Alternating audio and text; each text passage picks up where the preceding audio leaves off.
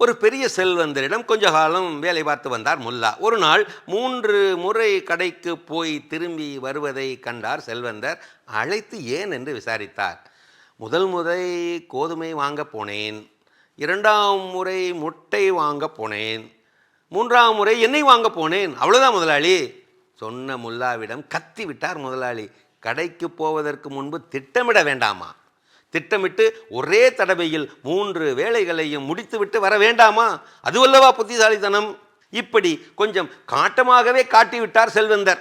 சரி முதலாளி, இனிமேல் திட்டமிட்டு செயல்படுவேன், இது உறுதி.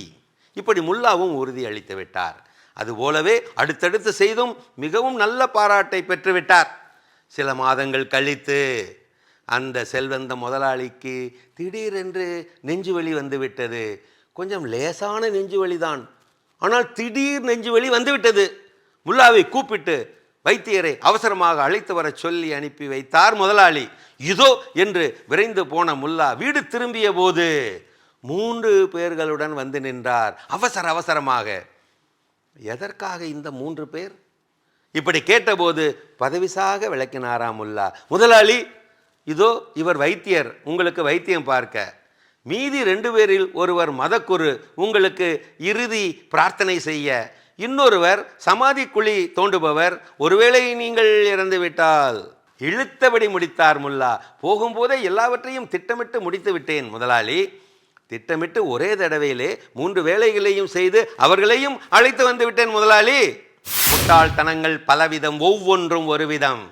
முட்டாள்களை திருத்த முயற்சிப்பதை விட பெரிய முட்டாள்தனம் வேறு எதுவும் கிடையாது.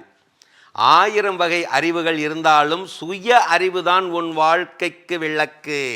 அதை அணையாமல் பார்த்து கொள்ள வேண்டியதே உன் பொறுப்பு. சுய புத்தி வேண்டும் அல்லது சொல் புத்தி வேண்டும். 2 புத்தியும் இல்லாதவரே புத்தி கெட்டு அலைகிறார். சுய புத்தியால் ஒருவன் தொடர்ந்து தோற்றுக்கொண்டே இருந்தால் அவன் சொல் புத்தியை கையில் எடுப்பது அவசியம். சொல் புத்தியால் ஒருவன் தொடர்ந்து தோற்றுக்கொண்டே இருந்தால் அவன் சுய புத்தியை கையில் எடுப்பது அவசியம். சொல் புத்தி சுய புத்தியை கடந்து 3வது புத்தியும் உண்டு. அதுதான் சில்லறை புத்தி. சில்லறை புத்திக்காரரை கண்டுவிட்டால் சிதறி ஓடிவிடு. அமைதியான நதியிலேதான் தெளிவாக தெரியும் பிம்பம். மன அமைதியான நிலையில்தான் தெளிவாக தெரியும் உனது புத்தியும் மனமும். படித்த சொல் புத்தியை விட படிக்காத சுய புத்தியே சால சிறப்பு என்கிறார்கள். சிலருக்கு சொன்னால் புத்தி வரும், அவர்கள் மானமுள்ளவர்கள். சிலருக்கு பட்டால் புத்தி வரும், அவர்கள் சராசரிகள்.